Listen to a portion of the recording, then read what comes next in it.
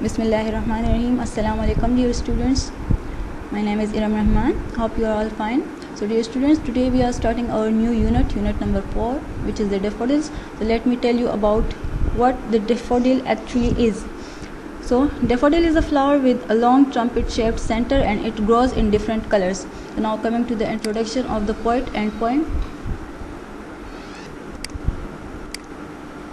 Okay, so dear students, this poem has been written by William Wordsworth, a well-known English poet.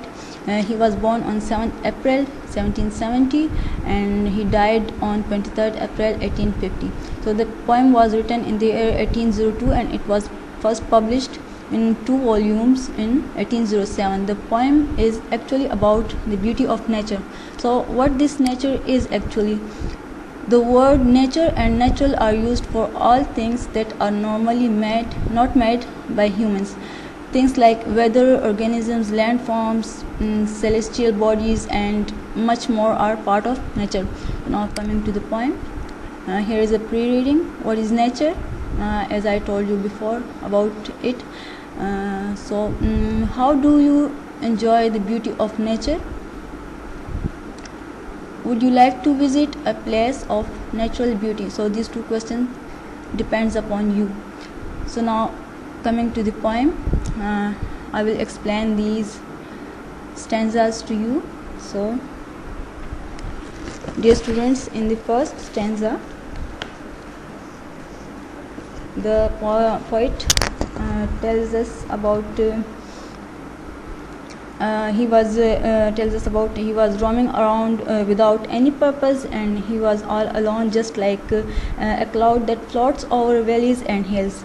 And then he saw some daffodils, and they seemed like they were dancing. Okay, so now coming to the next stanza. So in the next stanza, the poet says that the daffodils were stretching up to the endless line. They were like those stars which shine on the Milky Way. They were growing beside the lake, and the poet says that they were near 10,000.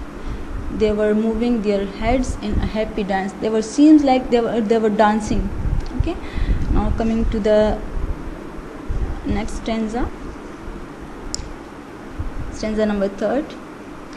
So the poet again tells that the waves of the lake were also moving and dancing happily, but the dance of the daffodils was superior to that. The poet felt a great happiness in such a joyous company.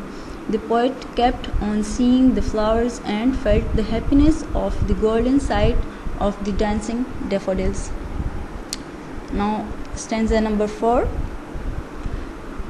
So the poet again says that whenever he lies on his bed in a gloomy mood or to take rest, the reflection of those beautiful daffodils come to his mind.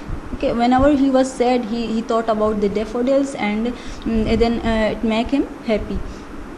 His heart begins to dance with the daffodils, and his heart fills with the pleasure. This sight is a blessing of God and a permanent source of pleasure to the poet. So dear students, this is your lecture for today, and now I will give you the homework. Here are some explanations of the stanzas. So this is your homework. Stanza number 1. Here is the reference, the context, and now the explanation. Stanza number 1, stanza number 2, okay, stanza number 3, stanza number 4. So this is your homework for today, and the theme of the poem, and at the end here is a summary of the poem. So dear students, these stanzas, their explanations, the theme of the poem, and the summary is your homework for today. Okay, thank you so much. Allah Hafiz.